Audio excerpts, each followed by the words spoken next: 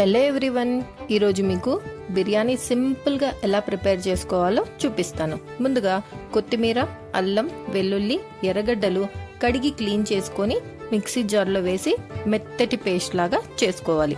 తర్వాత బిర్యానీకి కావలసిన పదార్థాలన్నింటినీ రెడీ చేసి పెట్టుకోవాలి. నేను కొబ్బరి కూడా చూపించా ఈ వీడియోలో. అది చికెన్ గ్రేవీ కోసం, బిర్యానీలకి కొబ్బరి యూజ్ చేయకూడదు. ముందుగా చికెన్ని మ్యాగ్నేట్ చేసుకోవాలి. దీనికోసం కడిగి పెట్టుకున్న చికెన్లోకి కొద్దిగా అల్లం వెల్లుల్లి పేస్ట్, సాల్ట్, చికెన్ మసాలా, కారం, పసుపు, కొత్తిమీర, పుదీనా, పచ్చిమిర్చి చీలికలు, తరిగిన ఎర్రగడ్డలు, కొద్దిగా పెరుగు వేసి బాగా కలుపుకోవాలి.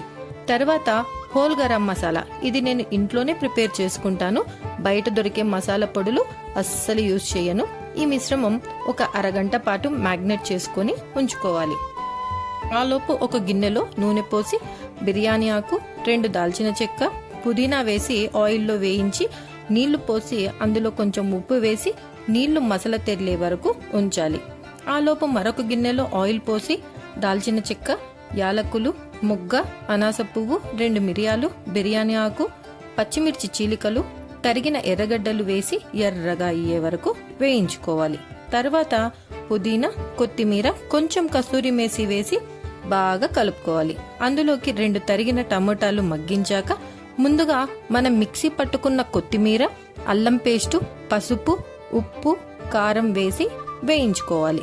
తర్వాత మ్యాగ్నేట్ చేసుకున్న చికెన్ మిశ్రమం వేసి బాగా కలుపుకొని ఉడికించుకోవాలి. గుర్తుపెట్టుకోండి, మీడియం ఫ్లేమ్లో మాత్రమే.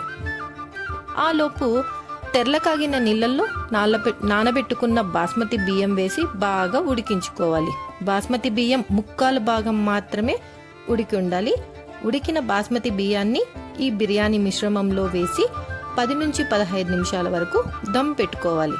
గార్నిష్ కోసం కొత్తిమీర, పుదీనా, ఫుడ్ కలర్, కొద్దిగా నెయ్యి, నిమ్మరసం వేసి దమ్ పెట్టుకుంటే హోమ్ మేడ్ బిర్యానీ రెడీ. నచ్చిందా? మరైతే మరిన్ని వంటల కోసం నా ఛానల్ని సబ్స్క్రైబ్ చేసుకోండి.